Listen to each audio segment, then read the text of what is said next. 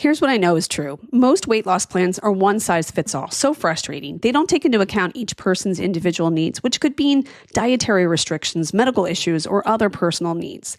That's why you're going to love Noom. It's built for your psychology and your biology, meeting you where you are. Noom's personalized programs feel more sustainable than any other, more restrictive weight loss programs. And also, it doesn't shame you when you choose to treat yourself, and that's important. I like this company because it's got a psychology and biology-based approach and a super easy app to use with lots of great features, including daily lessons, coaching, and flexibility. I think it's your time to start. Stay focused on what's important to you with Noom's psychology and biology-based approach. Sign up for your trial today at Noom.com. Based on 3.5-year study of actively engaged Noom users with minimum BMI of 25. Individual results may vary. Visit Noom.com for more information. Here's the thing, it's kind of gross out. It's freezing. And even those of us that embrace the chilly weather, which is of course not me, we need something to break up long winter nights. Something that I love to do is treat myself to a little something. So I like to go and I like to shop online. And one of my favorite sites to go to is Quince, because you can treat yourself to everyday luxury, but at an affordable price. Something that everyone needs in their closet. In my opinion, the Quince's iconic Mongolian cashmere sweaters are a must-have, which only start at $50. And if you really want to up the luxe factor, you can check out their Italian leather bags. You gotta get the tote bag. So whatever you're looking for, all Quince items are priced 50 to 80% less than similar brands. And they can do that by partnering directly with top factories and cutting the cost of the middleman, passing the savings on to you. And of course, they use premium fabrics and finishes for that luxury feel. So give yourself the luxury you deserve with Quince. Go to quince.com/Kate Casey for free shipping on your order and 365-day returns. That's QUINCE.com/Kate Casey to get free shipping and 365-day returns. Quince.com/Kate Casey. The amazing Kate Casey. Welcome back for another episode of Reality Life with Kate Casey, and I have an episode for you. Herb Baumeister is one of the most prolific serial killers that you've probably never even heard of. He was a businessman who owned a string of successful thrift stores, and he seemed to live a quiet family life in a wealthy suburb of Indianapolis with his 3 kids. He lived in a $1 million estate in Westfield, Indiana, Fox Hollow Farm, with a 9,000 square foot home featuring horse stables and an indoor pool with a wet bar. However, authorities believe that during the 1990s, he lived a double life, targeting gay men at nightclubs and then luring them back to Fox Hollow Farm, where he killed and buried them around the sprawling estate. Herb, the oldest of 4 children born to an anesthesiologist, was an oddball that had floated in and out of college and then jobs. He married Julie in 1971. 6 months after his marriage, he was committed to a psychiatric hospital by his father for 2 months. His wife said at the time that he was hurting and needed help. But he started that chain of thrift stores, and he made money and lived in that big estate. But in the meantime, a multitude of gay men were missing in the Indianapolis area, and no one could figure out why. His murder spree seems to have come to an end in 1994 when his 13-year-old son found a human skull and a pile of bones in the woods around the estate. Now, Herb claimed the bones came from a skeleton that his late father, the anesthesiologist, obtained in medical school. But 2 years later, police found thousands of human bones and bone fragments on the property. But just before he could be taken into custody, Herb was found dead from a self-inflicted gunshot wound in a park in Canada at the age of 49. Police, however, were able to identify 8 of his victims in 1999 with the help of experts. The case wallowed for decades until 2022, when the Hamilton County coroner, Jeff Jellison, launched a renewed effort to identify some of the victims by using advances in DNA technology, including genetic genealogy.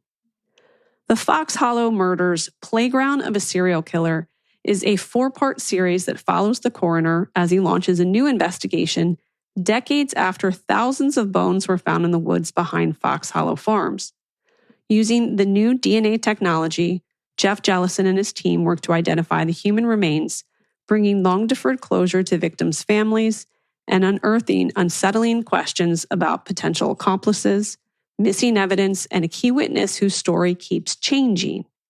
Through never-before-seen archival footage and new interviews with those central to the story, this new docuseries explores how the murders went undetected. In an exclusive interview, a survivor, Mark Goodyear, emerges from the shadows, revealing his face for the first time in an on-camera interview, raising more questions about his relationship with the man that he says wanted to kill him. Additional interviews include investigators involved in the original case and new investigation, relatives of Herb Baumeister's victims, the current owner of Fox Hollow Farm, and the cold case experts working to bring closure for families still waiting for answers. So imagine this: a serial killer case, an estate littered with clues about victims, and wait for this, access to the property where it all happened, and the property is haunted. This is going to be a series that you will be talking about for days. The Fox Hollow Murders, Playground of a Serial Killer is produced by One Traveler, an all-3 media company for ABC News Studio. My interview today is with the director and executive producer, Alex Jablonski. Here is my interview with Alex. Alex, this is quite a story. I don't even know where to begin. Well, first of all, welcome to the show. Thank you. How did this story first come to you? So I was approached about doing this series, and it was really centered on Jeff Jellison. So Jeff Jellison is the coroner who became the coroner of Hamilton County, which is a suburb north of Indianapolis, where the house, Herb Baumeister's house, Fox Hollow, was. And so Jeff kind of made it his mission to start identifying the remains that were found on the property that had been on a shelf at the University of Indiana for 30 years. So that was where it began. And there was a kind of more present tense aspect to this that involved a team of paranormal investigators. And that really piqued my interest. And so I was like, well, what if we follow this thread? And then I think that what happened was while we were in production, we started getting the police files. And so the police files led us in a direction that we had not anticipated, but we followed. Was it surprising to you? I mean, I was somewhat familiar with the story, certainly not to the degree in which that you have, revealed all the details in the series. But was it surprising how this is somebody who has probably killed in upwards of possibly hundreds of people, yet he's not ever mentioned with some of the other serial killers that are so often discussed when it comes to true crime series or any sort of documentary about serial killers? Yeah, I think it was, I hadn't heard of Herb Baumeister. Was not fully up to speed on that case. And I think and we touched on this in the series, because the case never went to trial. Yeah. There was a lot that you just didn't know about. I think there was also, to be totally honest, I think the police were not particularly interested in a lot of people knowing about this case. And so it just went away very quickly. I remember in speaking to reporters who were around at the time, there was some reporting maybe 6 months later, a year later, but not really, not in the way that with Dahmer and some of these other guys where the reporting was continuing for years and years and years afterwards. Yeah. Well, maybe we could even just start because I think it really does provide some really important context. What it would have been like to live in Indianapolis in the 80s and 90s and why it, for so many men to just disappear would just be off the radar screen of not only authorities, but of just people in general. Yeah. I think that, as we know, Indiana is a conservative state. It's a red state. It's conservative now. And it was conservative then. I think Indianapolis since then has become a little bit more open and accepting. A lot more. But at the time, we were coming off, this is really kind of at the height of the AIDS crisis. So there was this kind of cultural conflation by, I think, bad political actors that AIDS was a gay disease, and because it was disproportionately affecting the gay community. And so it was used to kind of engender homophobia. And the way that that manifests itself in Indiana and Indianapolis in particular is that most gay men were closeted. They did not come out to their families. The young gay men who were in Indianapolis, a lot of them had been kicked out of their homes for being gay. So they were kind of what you would categorize as runaways. But runaway, I think runaway is a iffy term because it's like if someone kicks you out of your house, you're running away. But so there were folks who essentially had been kicked out of their homes at 18, 17, whatever. And were now hustling, kind of engaged in prostitution. And I'm speaking specifically of some of the early victims in Indianapolis. And so, you had this kind of stigmatized subculture, stigmatized group. And so it's folks who didn't necessarily have strong ties to the community. It wasn't like a pastor was going missing and then everyone was saying, well, where is he on Sunday? It was that someone who was already kind of transient and moving from house to house or living with friends or couch surfing goes missing at a time when no one has cell phones. You're not able to, follow them on social media or see what's going on. And then at the same time, because of the height of the AIDS crisis and because of the stigma around having AIDS, when gay men would realize that they were HIV positive or start showing signs of having AIDS, they would kind of remove themselves from their social circles. Yeah. So they themselves would kind of self-isolate. So the idea of, I'm no longer seeing this person at the bar, I think initially what a lot of folks thought is, he must have gotten sick, or maybe he moved, or he went out of town. But there weren't these really close, almost familial bonds that would alert people early on, this guy's gone missing.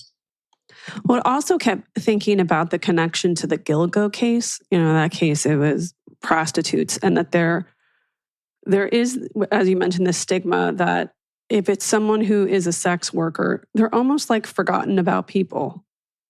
Like they're less important than somebody else who disappears. Like it's such a seedy, sort of like murky, dark situation that I think authorities historically in this country have sort of put them lowest on the totem pole in terms of investigation. Oh, I think that's absolutely right. The attitude's almost like, well, what did you expect? Yeah. And so, I think that that's very true and well said.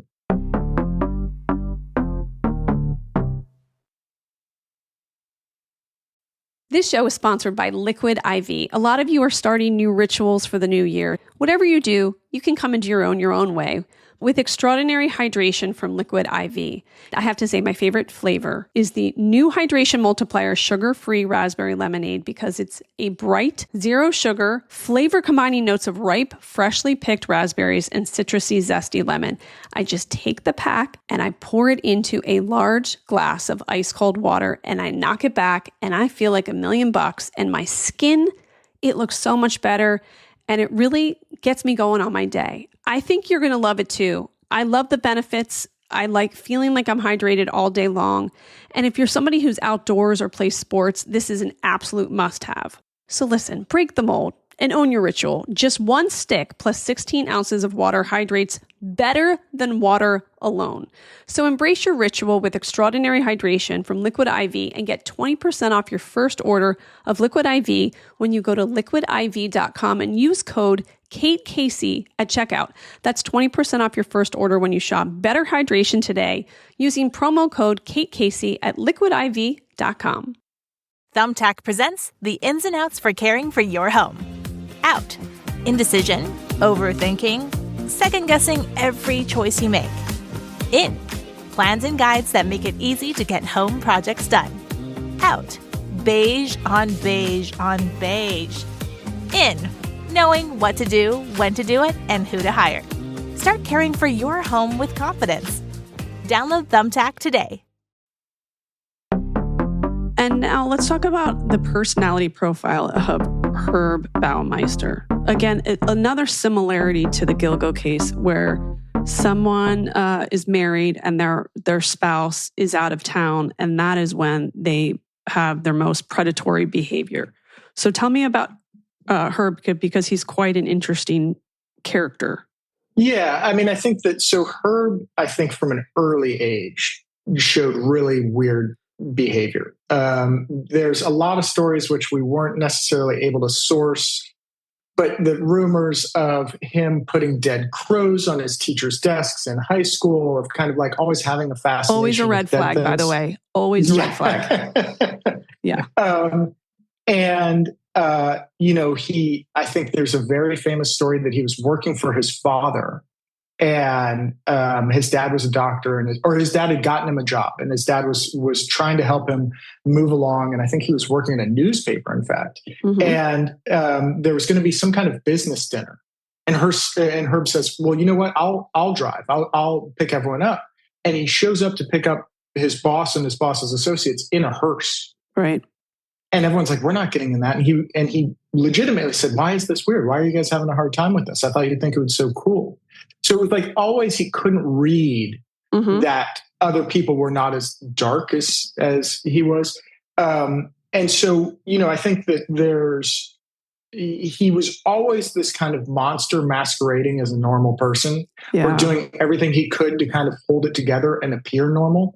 But he had really bizarre behavior when he worked for the Bureau of Motor Vehicles for the state of Indiana. And he would disappear at times. He would, keep like this story of keeping rotting food in his desk so that he could just pull it out and look at it. So he always had this real darkness. And I think people just kind of like would laugh it off or brush it off and say, "Oh, that's Herb." And then, he did get married. He kind of tried to have all the trappings of a normal life. He had a house in the suburbs. He had, a family and children. But then obviously there was a lot of very bizarre behavior going on, even in the context of, set aside murdering people, but he was even, would behave bizarrely with his wife and stuff like that. Well, didn't he also at one point urinate like on a desk at work? Oh, yeah. I mean, we have heard about this. We can never actually get someone to fully confirm, but apparently the story was that the reason he got fired from the Bureau of Motor Vehicles is that his boss wrote him up and gave him a reprimand. Yeah. And then his boss came in and Herb was standing on his desk and peeing on the letter of reprimand. Also suspicious, but in retrospect makes sense that he would marry a woman. Maybe, at the time, people may have suspected that maybe he wasn't straight, but, marrying a woman. But that he married somebody who was okay with sort of living in the 1950s. So you're odd, you have strange sexual behavior, but let's marry a woman and live in the suburbs and have this sort of ideologies that would make someone feel like, well, maybe they're not that crazy. He is married. Mm-hmm. And they are, pretty conservative. Like, had he been someone who married a bohemian, right? Maybe people would have paid a little bit more attention, but it sort of offset the craziness, don't you think? Well, I think that what's interesting about his marriage, so he married a woman named Julie Baumeister. And I think what's interesting is the same way he selected a spouse is almost the way he would select his victims. Which is that, so his victims... And we can get to how he did the selection of his victims, which is still something we're not fully clear on. But his victims were typically folks who were estranged from their family, so that they didn't have a connection to their parents, who were financially not very well off, were going to be dependent upon a wealthy man in this case. And his wife had... came from a difficult family background. She herself did not come from money. Herb's dad was a very successful doctor. And so in many ways, the same way that he chose a victim who was going to be kind of trapped in their own circumstances, he picked a wife, a partner, who was essentially kind of going to be trapped by the things that Herb could provide. Mm-hmm. And so I think that also created a situation where he knew that she was dependent upon him. He knew that she was going to kind of have to keep any secrets. And whether he knew this consciously or not, or was able to just kind of use his instincts. But I do think that there was this selection of her where he knew he was going to have some dependency that was going to allow him to keep secrets. Also, I mean, as the story goes on, those of us watching are probably thinking, Julie, come on, Julie. But to your point, she's probably come from an origin story where she's been emotionally beaten down, that would choose someone like that because she wouldn't maybe take the time to be that introspective about red flags, but also, most importantly, wouldn't say anything, right? Yeah, and didn't have family there, didn't have a mother or sisters who were coming and saying, like, this guy's crazy. What right. Like who would validate any of her concerns. Mm-hmm. And I think, like, for folks who watch the series, what Julie knew, was she involved, was she not involved, is going to be one of those things that I think everyone's going to have an opinion on. Yeah. Because, you can argue either way. Like, there's no way she could have known, or she must have been in denial. Or there's no way she could not have known. Mm-hmm. Another thing that I kept thinking as I watched this series was about all of the people that have worked on this case and how it has forever changed the trajectory of their life. And I don't think we think about that enough. People who work in investigations or for police departments, and especially people who have to work on these serial killer cases, I mean, once you see someone's femur and you know that the bones were charred, you know that men were brought back to a pool and strangled, never to return home. Like, how do you unthink that, right? How do you not think about that every day? What you're getting at is actually one of the kind of ideas I had that helped me understand how to make the series, which is that when we were making it, one of the things I kind of understood, and a lens that I viewed the whole story through, is that everyone in our series on some level is haunted by this case. Yeah. And there's only one person in our series who's not haunted by the case, and that's the cold case detective Steve Ainsworth, who comes in with this kind of fresh perspective. Mm-hmm. But everyone else in our series, even, the guy who currently owns Fox Hollow, who owns the home, even though he was not connected to the case, he now is clearly haunted by it. Right. Along with all the victims' families, all of the former law enforcement, the prosecutors, and now the coroner who has this kind of need to find more answers. Now, there's reason to also think, of course, I-70? There were like 11 mm-hmm. bodies yeah. that were found. So we know that there's a connection there. Is there reason to believe that it even predates that? Yeah, there is. And there's so much. So I think what you're referring to is that there was a string of murders that Baumeister, that someone committed along I-70. So between kind of Columbus, Ohio and Indianapolis, Indiana, the I-70 corridor, where similar MO, these were gay men, some of them were street prostitutes, were picked up at some point, and then they were found typically naked and strangled. But those murders have never been solved. What happens when you look at a timeline, though, is that when Baumeister purchased Fox Hollow, the I-70 murders stopped, as though he had finally found a place to put the bodies. So we don't get into this in this season of the series because we had so much other ground to cover. Yeah. But there is a lot of very interesting stuff with I-70 that I think it would be amazing to get into. But yeah, they were never able to definitively connect Herb to those murders. But if you ask any of the investigators involved in the I-70 murders, they will say that Herb was their guy. What part of the investigation process, as it sort of unraveled, did you find the most interesting? The police files. Yeah. We got into the Hamilton County Sheriff's Office police files, and the amount of questions that started to come up, and reading the transcripts, watching the videos of these interviews. I remember sitting where I'm talking to you from now, reading the Leroy Bray transcript, who is someone who mentions witnessing a murder and just being my jaw being on the floor. I was shocked. And I could not believe that, one, no one has ever reported this stuff. Two, no one has ever even heard of it. And three, that no one ever followed up.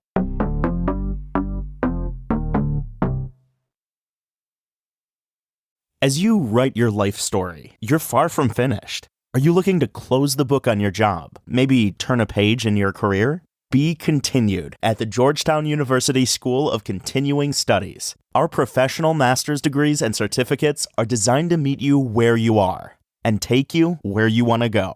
At Georgetown SCS, the learning never stops, and neither do you. Write your next chapter. Be continued at scs.georgetown.edu/podcast. Looking for the ultimate night out? Experience the action from a luxury suite at Capital One Arena. Watch Ovechkin chase history as the Capitals hit the ice, or catch the Wizards take on the NBA's best. Rock out with Disturbed, vibe with Mary J. Blige, or dance the night away with Kylie Minogue. Premium seating, VIP service, and unforgettable moments all under one roof. Book your suite now at CapitalOneArena.com/premier. Capital One Arena. Watch in style, live in the moment. Well, even I think about that little boy who is in the backyard and he sees the skeleton, right? Mm-hmm. Isn't this like stuff it's unthinkable? And did it feel like as you were making this project, like I would have never expected to hear this? It feels like it is like a project that you have never worked on. Imagine our surprise I had this amazing co-executive producer named Angela Borg, who was so persistent. And when she discovered that the Hamilton County Sheriff's Office had videotapes of their first discoveries at Fox Hollow, she just became so determined to get those tapes. And when you see that on screen, you cannot believe the material that's there. You can't believe the things that they're finding. And that was some of the most haunting stuff I've seen in the course of making this show, because it's just so raw. So yeah, it was... it was incredible. And what you're talking about, though, like with the interview, I think his name Matthew Chapman, the little boy who discovered the skull with Baumeister's son. There are things that he says in that transcript, which maybe we'll eventually talk about in another season if we do a second season of this show. Again, you're like, why are the police not following up on this? Why are they not, and so, yeah, there were so many twists and turns, so many moments where your jaw's just on the floor and you kind of can't believe what you've discovered. And it kept happening all the way until like the last day. What was it like to be on a property like that? It was funny because everyone felt it. You can feel the energy in a very big way. We had an assistant camera guy who walked through the pool room where ostensibly like 11 people at least were murdered. At least, probably more. And he just goes, "Oh my God." And he like had to walk out. And we would hear things in the woods at night while we were shooting there. We would hear twigs breaking. We would hear things that sounded like screams. We absolutely, and to the point where it was like, it wasn't as though we were talking about it. I would hear it. It would scare me. Someone else would hear it. And then the next morning at breakfast, I'd be like, "Did you hear that?" "Oh yeah, I heard that." I mean, the energy at that property is extremely heavy. Mm-hmm. And anywhere you go, and certain places you go specifically, you can really feel it. What part of the property it feels the darkest? The pool room? Oddly, there is a upstairs by Herb's where Herb would get dressed. It's like, it almost feels like you're walking into like a section of air that's thicker than the rest of the house. It's just very, very bizarre. And I don't know why, for whatever reason, but it's the type of thing you stand there and the hairs on the back of your neck stand up. You feel as though there's someone else in the room with you. It's really weird. And I'm not typically like a woo-woo ghost person. Well, that's what I think is so telling. When people who are not particularly open to that feel that way. But maybe that's where his spirit looms, is in the dressing room. It would make sense. Wasn't there somebody who did like some sort of paranormal seance and there was a voice that said the married one? Oh, no, I don't know about this. Okay. So they bring somebody in and they had equipment and they were asking questions like, "Who are you?" And the voice said, "The married one." Ah, that's interesting. Well, all of the victims were single, right? Wouldn't he be the married one? Except there was a married victim. There Jerry was Williams one. Comer. Yeah. Oh, well, there you go. That could have been him. Yeah. Interesting. How long did this take and how big was your team? So this happened very fast. I started working on this June 15th of 2024. We finished 6 weeks ago. What? So, yeah. Wow. And the team, our core team was probably about 9-10 people. And then it would accordion out or shrink down depending on the stuff that we were doing. We had 5 editors working. We had a story producer for each editor. We had an amazing co-EP on post named Sophia Cruz. And so we just had a great team that kind of, I think one of the things that we did is we set out the vision for the series very early in terms of stylistically, what it was going to feel like, what thematically we were going to do and how we were going to pursue that in terms of the stylistic approach. And we just stuck to it. And we were moving so fast that if we'd made a bad decision, we were stuck with it. But I don't think we made very many. And so we just kind of went for things. We were like, okay, the score, right? The score is by a composer I've worked with a bunch named Tyler Strickland.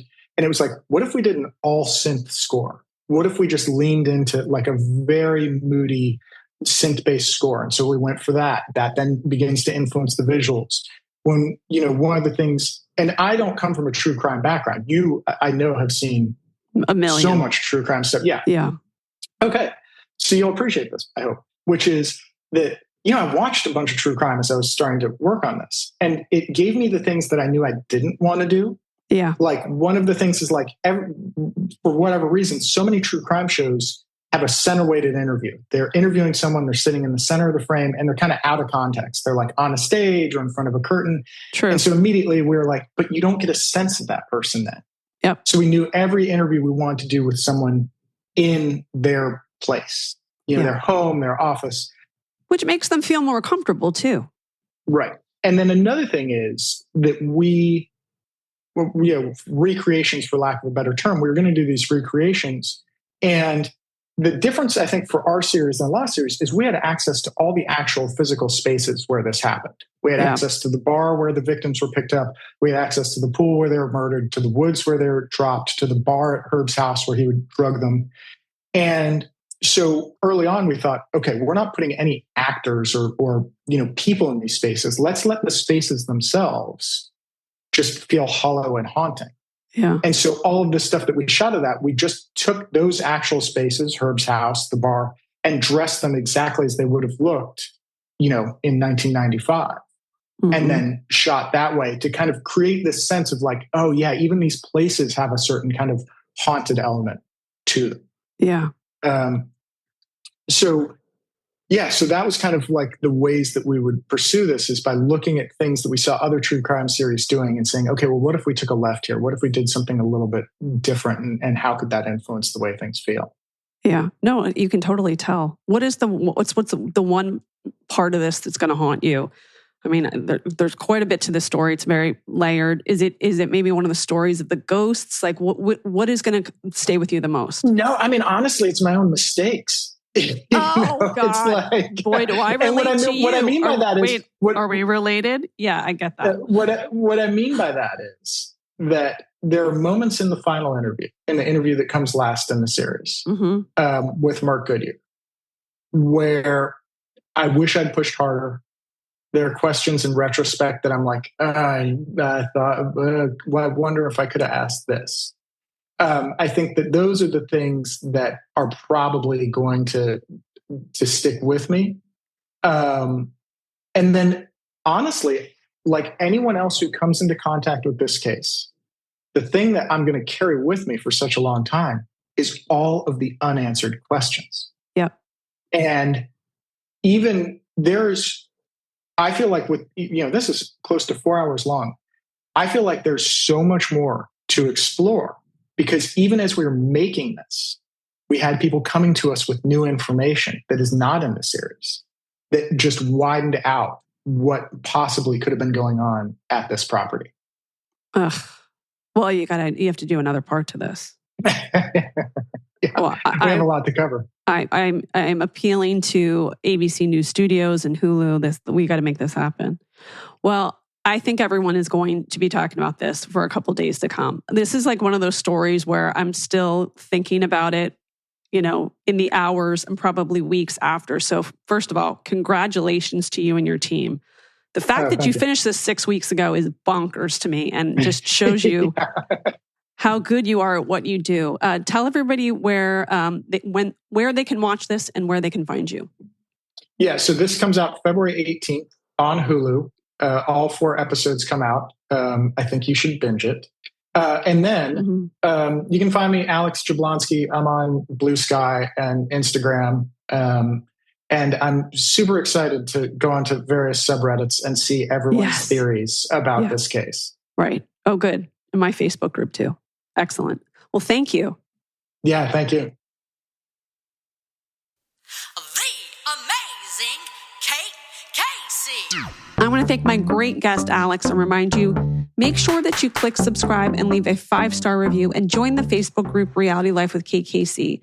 I hope that you're going to check out bonus extra episodes by going to Patreon, patreon.com/Kate Casey. And then also make sure you get my What to Watch list at katecasey.substack.com. And then also, I want to make sure that you follow me on social media on my Instagram at KateCaseyCA, TikTok, it's Kate Casey, and Twitter and Threads at Kate Casey. Check back tomorrow for an all-new episode.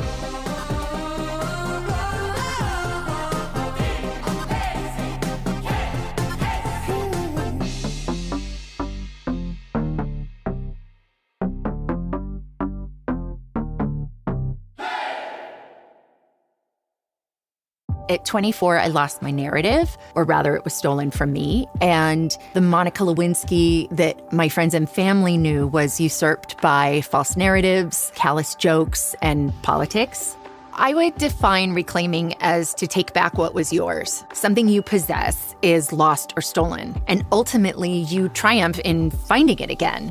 So I think listeners can expect me to be chatting with folks, both recognizable and unrecognizable names, about the way that people have navigated roads to triumph.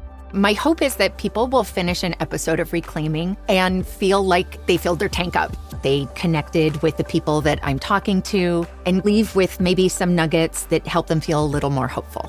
Follow Reclaiming with Monica Lewinsky on the Wondery app or wherever you get your podcasts. You can listen to Reclaiming early and ad-free right now by joining Wondery Plus in the Wondery app or on Apple Podcasts.